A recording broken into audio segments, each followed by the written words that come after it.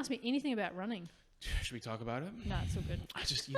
I hear so much about running with my dad. I'm like, That's totally everyone's fine. talking about their 10K times and stuff. I'm like, what is your 10K? What's the fastest 10K you've actually ever done? Oh, see, I'm not really a short distance kind of person. Yeah, you're an ultra. Well, I do longer stuff. 10K I've done about 36 minutes. Yeah, so. it's actually pretty good.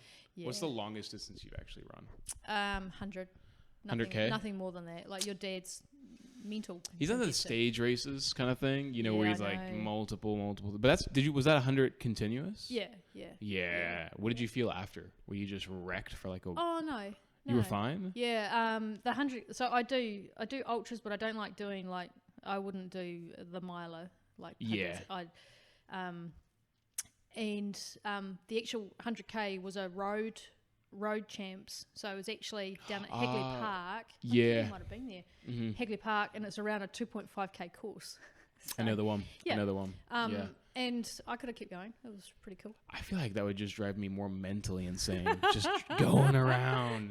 You could have gone further, you think? Yeah, I could have. But I think those people that go round and round a 400-meter track for 24 hours, I think like your dad. Yeah. I think that's just crazy. It's insanity. Yeah. There's no way. Well, actually, it's really, really clever up here kind of people. Yeah, you know, don't get me wrong. Like, I think you definitely have to have like a lot of mental resilience to push through that. But there's something about I run, but nothing like that. You know, I might do like 30 minutes, 3 or 4 times a week. Yeah. But I love going up in the hills. You know, cool, yeah. Love doing the hills, love being in the forest and stuff like that. Are you running trails or are you running? Yeah, I do both. Yeah, okay. Trails. I got an ultra in February down in Old Ghost, so that's inland from Westport. Yeah. And that's an 85K. So is that a rail trail? They use it for mountain biking. Yeah. But I think it was some old kind of. No, it wasn't a rail trail, but some kind of wagon trail or something like that. Not even that. Not sure. Yeah. You ready for it? You excited? Oh yeah, I've done it a few times, and it's just beautiful to go back there. And you ever won it? Yeah.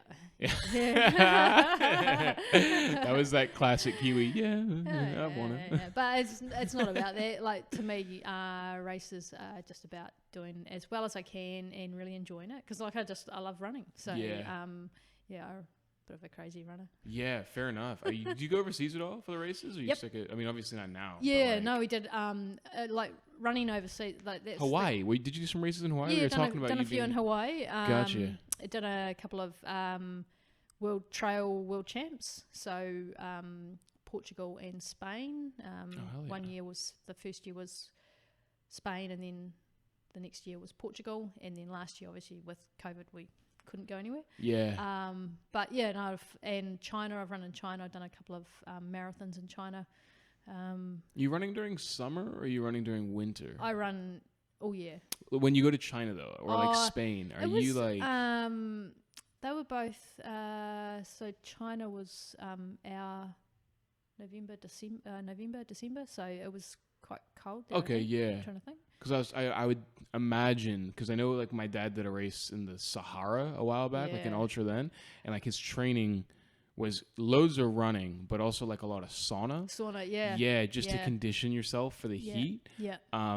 Were you doing the same or? Oh, look, I tend to just wing it a wee bit. Yeah, just see what happens. And I mean, I'm not doing those big crazy races where you're out forever.